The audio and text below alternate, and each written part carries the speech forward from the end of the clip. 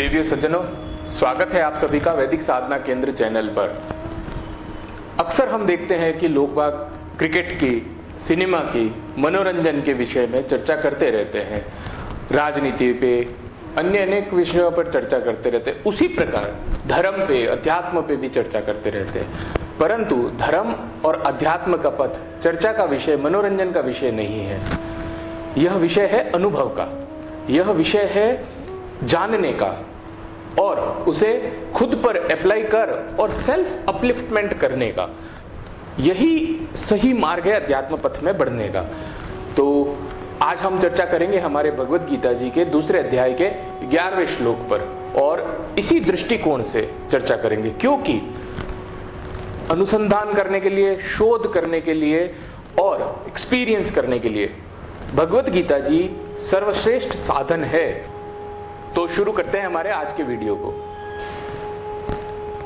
श्री भगवान वाच असोच्यानां वा सोचस्त्वं प्रज्ञावादांश्च भाससे गतासून गतासूंश्च नानुशोचन्ति पंडितः। अर्थात भगवान श्री हरि कहते हैं कि अर्जुन, तुम शोक न करने योग्य का शोक कर रहे हो और पंडितों से बात कर रहे हो, क्योंकि पंडित जन तो जिनके प्राण चले गए हैं और जिनके प्राण नहीं गए हैं, दोनों ही स्थिति में शोक नहीं करते हैं। अब हम इस श्लोक पर विस्तार से चर्चा करते हैं, विस्तार पूर्वक इस श्लोक को देखते हैं। जैसा श्री हरि कह रहे हैं, हम सबको पहले अपने स्वयं के भीतर देखना चाहिए। क्या हमारे भीतर शोक, संताप, पीड़ा, दुख, आत्मग्लानि, असंतुष्टि का भाव, अवसाद, निराशा, कुंठा, हताशा, किसी भी रूप में जो भी नेगेटिव एलिमेंट्स या ऐसे कह सकते हैं जो भी नकारात्मक भावनाएं हमारे अंदर है, पहले हम उनका अवलोकन करें। हम अभी कारणों पे नहीं जाएंगे कि ये क्यों है, हमारी सराउंडिंग में ऐसा हुआ, किस वजह से हमारे भीतर में ऐसी भावनाएं है, उसके ऊपर हम नहीं जाएंगे। लेकिन अभी हम यह देखेंगे कि हमारे भीतर में क्या इनमें से कुछ पड़ा है।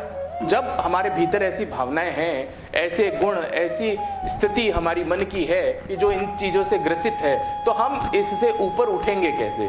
इसी का उपाय श्री हरि इसमें बता रहे हैं कि जो चीजें बीत गई है और जो बीतने वाली है, पंडित जन उनका शोक नहीं करते। तो पंडित किसे कहा गया है? यहां भगवान कोई कास्टिज्म, रेसिज्म की तो बात कर नहीं रहे हैं। आत्म विषया बुद्धि ही येषां ते ही पंडितः। तो जिनके पास में ऐसी बुद्धि है जिसे आत्मज्ञान हो, स्वयं के स्वरूप का ज्ञान हो, the mind that having knowledge of soul, the knowledge of almighty is called the पंडा बुद्धि। एंड जिनके पास ऐसी बुद्धि है उसे भगवान ने पंडित कहा है। क्या हमारे पास ऐसी बुद्धि है? स्वाभाविक रूप से नहीं, क्योंकि हमारी जो वर्तमान स्थिति है ना, उसमें किसी व्यक्ति का एक स्टेटमेंट, एक सेंटेंस, एक बात ही काफी होती है हमारे 2-3 दिन बर्बाद करने के लिए। तो कहां हमारे पास आत्म विषयक बुद्धि है कि हम अपने आप को इन चीजों से बिना प्रभावित हुए देख सकें। अब हम इसको थोड़ा उदाहरण से समझते हैं, जिस सरल भाषा में, कि किस तरह से हम सेल्फ अपलिफ्टमेंट कर सकते हैं, हम स्वयं को कैसे उठा सकते हैं अध्यात्म पथ पे, जिस स्थिति पे हम आज है वहां से। मान लीजिए कि हमारे शरीर में कोई रोग उत्पन्न होता है और उस रोग से हमें भयंकर पीड़ा होती है। यह शरीर के स्तर पे भी हो सकता है, मन के स्तर पे भी हो सकता है। ऐसे कुछ घटनाएं हमारे साथ घटे जो हमारे मन को तोड़ के रख दे, हमारे आत्मविश्वास को, हमारे जो अवधारणा है उनको तोड़ के रख दे। बुद्धि के स्तर पे भी घट सकता है ऐसा कि भयंकर अपमान की स्थिति, भयंकर नुकसान की स्थिति हो, जिससे कि हम उबर नहीं पा रहे और उसकी पीड़ा हमारे जीवन में सतत बनी रहे। तो इस किसी भी प्रकार की जब यह पीड़ा हमारे जीवन में बनी रहती है, तो हम उस पीड़ा से स्वयं को अलग नहीं कर पाते हैं। और लेकिन आप इसको दूसरे दृष्टिकोण से देखिए, यदि हमारे कोई वस्त्र है, उसके ऊपर कोई दाग लग गया है, तो हम निश्चय उसे अगले दिन या कुछ घंटों बाद चेंज कर सकते हैं।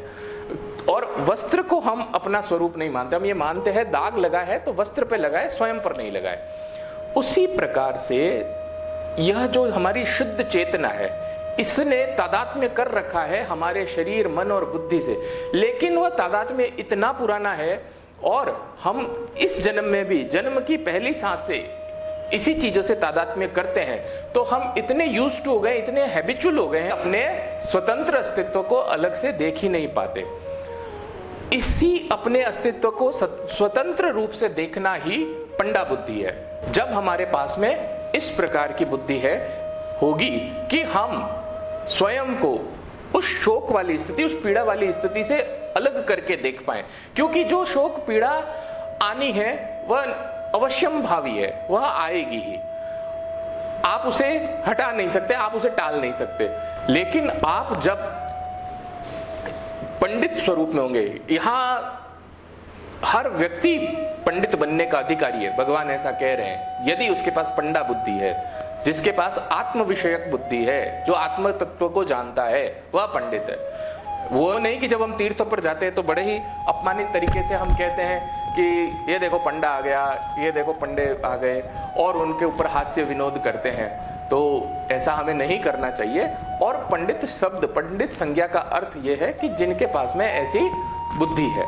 तो हमें स्वयं को पंडित बनाने की दिशा में प्रयास करना चाहिए।